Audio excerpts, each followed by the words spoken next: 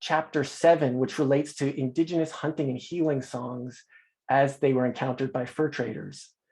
And this was something that certainly surprised me over the course of my study, was the number of descriptions of Indigenous hunting songs, especially those sung before the hunt to aid the hunter, in the records of fur traders.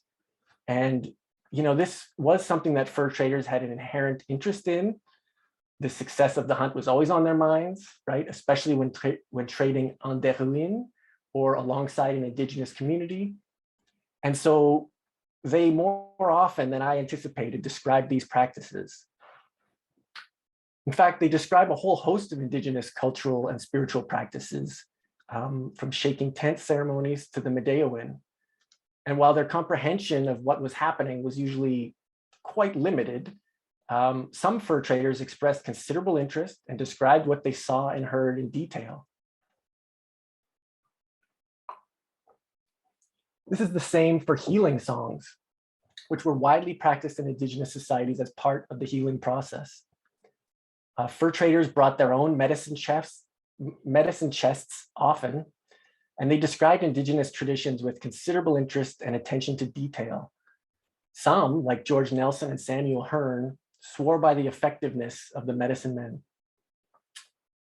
And I think that in the writing of a lot of anthropologists and Indigenous studies scholarship, early missionary descriptions are what are commonly cited. And it's remarkable the degree to which this is the case. Rarely do scholars cite the considerable evidence generated during the fur trade era. And I think there's value in these descriptions because they weren't, fur traders weren't proselytizing. They weren't going into these communities trying to change Indigenous cultural practices the way missionaries were. They usually were guests.